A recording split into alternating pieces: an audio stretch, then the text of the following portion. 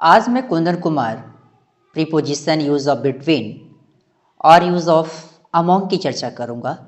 इसमें अक्सर बच्चे कंफ्यूज होते रहते हैं कि कहाँ बिटवीन की चर्चा करूँ और कहाँ अमोंग की चर्चा करूँ। दोनों का मतलब तो होता है कि बीच में ही, लेकिन दोनों में अंतर है। देखते हैं क्या है कि बिटवीन का यूज़ की मैं चर्चा करूँ तो बिटवीन में दो पार्ट है, एक है बी और एक है ट्वेन, TWAIN, लेकिन TWEEN वर्ड से बना है। इसका मतलब होता है दो के बीच में होना, अर्थात between is use to show two persons और थिंग्स।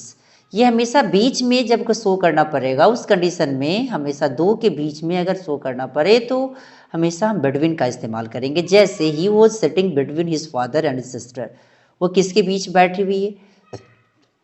तो बैठी हुई थी अपने फादर और अपने बहन के बीच वो बैठे हुए थे। Objective case is used after the between preposition. Objective case ही हमेशा बिटवीन प्रीपोजिशन के बाद इस्तेमाल होगा। जैसे कि there is friendship between him and her. याद रहे किसके साथ हमेशा हम किसका इस्तेमाल करेंगे? तो हमेशा ऑब्जेक्टिव केस का ही। जैसे हिम एंड हर जो वर्ड अभी आप यहाँ देख भी रहे हैं, इसके साथ लगने वाले जो वर्ड हैं क्या लगेंगे? हमेशा बिटवीन का ही इस्तेमाल करना पड़ेगा। जैसे यहाँ देख रहे हैं there is friendship between him and her, कि वो किसके साथ उसकी दोस्ती है, उसके और उसके बीच क्या है? दोस्ती है। लेकिन चाह करके भी ही एंड सी लगा देंगे तब ये मेरा गलत हो जाएगा, क्योंकि हमेशा इसके साथ लगने वाला वर्ड क्या है? हमेशा बिटवीन ही लगेगा। ईच और every is not used after the between preposition. Each और एवरी वर्ड का इस्तेमाल कभी भी प्रीपोजिशन बिटवीन के बाद नहीं किया जाता।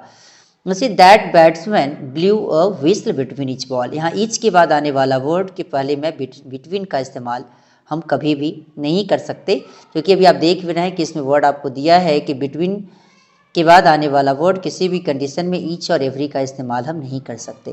दूसरे की बात करें कि बिटवीन का इस्तेमाल हम कहाँ कहाँ और कर सकते हैं, जैसे कि अभी आप यहाँ देख भी रहे हैं कि आपको दिया भी है कि between is use to express reciprocal relationship. Between का इस्तेमाल हम खास करके पारस्परिक रिलेशनशिप को शो करने के लिए भी करते हैं। जैसे कि there is cooperation between this three families.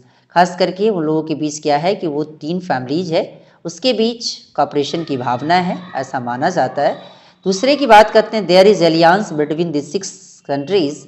खास करके इसका इस्तेमाल हम किसके साथ? तो यह एलियंस है किसके? 6 कंट्रियों के साथ इसका क्या है? गठबंधन है। इसी प्रकार के वर्ड के साथ हम किसका इस्तेमाल करते हैं? तो बिटवीन का। अब जैसा देखते हैं कि अमोंग का इस्तेमाल हम कहाँ कहाँ करेंगे। फिर देखते हैं कि यूज ऑफ अमोंग, अमोंग की चर्चा कहाँ करेंगे। अमोंग का मतलब क्या है कि इसका मतलब बीच में ही होता है, लेकिन याद रहे बिटवीन का इस्तेमाल हमेशा दो के लिए करते हैं, अमोंग हमेशा मोर देन टू के लिए करेंगे। ऐसे among is use for more than to persons और थिंग्स। अमोंग का इस्तेमाल खास करके दो से ज़्यादा व्यक्तियों और दो से ज़्यादा वस्तुओं के लिए करते हैं। जैसे कि divide this apples among the children. ये सेब लो किसके? वो ढेर सारे बच्चे के बीच इसे बांट दो, क्योंकि दो से ज़्यादा बच्चे होंगे उसके साथ बांटने की बात करता है। बच्चे कभी कभी कंफ्यूज हो जाते हैं कि अमोंग और अमोंगिस्ट में क्या अंतर है। अमोंग और अमोंगिस्ट में अमोंग और amongst are used before the consonant starting plural noun. याद रहे कि अमोंग और अमोंगिस्ट का इस्तेमाल हम हमेशा कंसोनेंट से स्टार्ट होने वाले प्लूरल नाउन के पहले करेंगे। जैसे कि अभी आप यहाँ देख रहे हैं अमोंग द गर्ल्स या अमोंगिस्ट द गर्ल्स, दोनों आपका सही है। दूसरे की बात करते हैं क्या कि अमोंगिस्ट का इस्तेमाल और कहाँ करेंगे। तो अमोंगिस्ट का इस्तेमाल amongst is use before the vowel starting words. याद रहे कि अमोंगिस्ट का इस्तेमाल हम हमेशा वॉवेल स्टार्टिंग वर्ड्स के पहले करते हैं। जैसे कि आवर, आ देखते आ जो वॉवेल साउंड है, फिर आ, फिर अमोंगिस्ट आवर ब्रदर्स, ये आ, फिर यह लग गया क्या कि ये भी फुल वॉवेल है।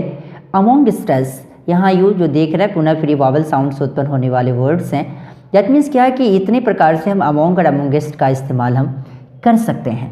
और ये आज अमोंग और अमोंगिस्ट के साथ साथ बिटवीन का भी यूज़ आपका खत्म हुआ।